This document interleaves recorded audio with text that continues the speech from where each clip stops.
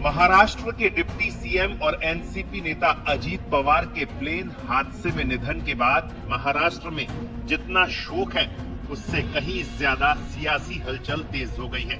दरअसल एक तरफ ये दावा किया जा रहा है कि अजीत पवार की प्रबल इच्छा थी कि एनसीपी फिर से एक हो जाए, लेकिन वहीं दूसरी तरफ सुनेत्रा पवार को डिप्टी सीएम बनाकर खेल बिगाड़ दिया है। महायुति के फैसले से शरद पवार सदमे में नजर आ रहे हैं। सियासी पंडितों की माने तो महायुति ने सुनेत्रा पवार को डिप्टी पद देने का निर्णय लेने के साथ एनसीपी के सियासी सफर पर भी पूर्ण विराम लगाने का काम किया है। सूत्रों का कहना है कि महायुति ने शरद पवार की उम्मीदों पर पानी फेर दिया है, क्योंकि शरद पवार ने दावा किया है कि पिछले 4 महीने से दोनों पार्टियों को फिर से एक करने के लिए चर्चा चल रही थी। शरद पवार खेमे की तरफ से एक वीडियो भी जारी किया गया था और उसमें दावा किया जा रहा था कि 17 जनवरी को पार्टी के विलय के लिए अजीत पवार और शरद पवार के बीच बैठक हुई है। उन्होंने कहा कि इसके लिए 12 फरवरी की तारीख भी तय की गई थी कि 12 फरवरी को दोनों पार्टी का विलय हो जाएगा, लेकिन इसी बीच अजीत का अचानक निधन होने की वजह से पूरा प्लान अधूरा रह गया। आपको बता दें, अजीत पवार के प्लेन क्रैश में निधन की खबर आने के बाद जितना दुख उनके जाने का था, उतनी ही टेंशन सियासत को लेकर भी होने लगी। यही कारण है कि उनके निधन के 2 दिन बाद ही महायुति उनकी पत्नी को डिप्टी सीएम बनाने के लिए तैयार हो गई। दरअसल उनके निधन के बाद इस बात की चर्चा तेज हो गई थी कि अब दोनों पवार की पार्टियां फिर से एक होने वाली है, जिसके बाद सियासत में ये संदेश जाने लगा कि अगर दोनों पार्टियां एक होती है तो फिर से पार्टी का पूरा कंट्रोल शरद पवार के पास जा सकता है।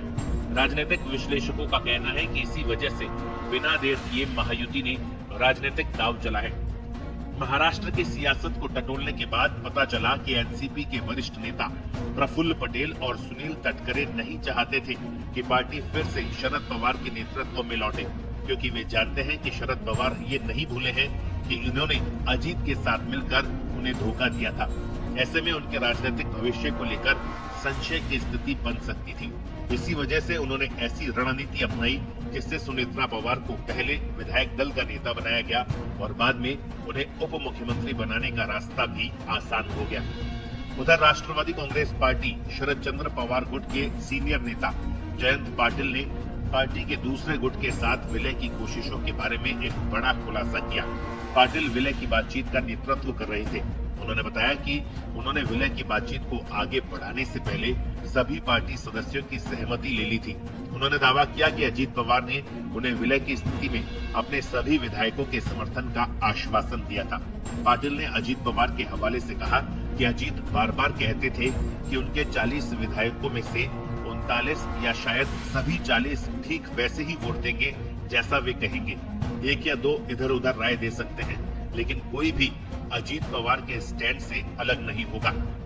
पाटिल ने आगे कहा कि सभी तरफ से विलय के लिए जबरदस्त समर्थन है और हर कोई चाहता है कि ये जल्द से जल्द हो जाए।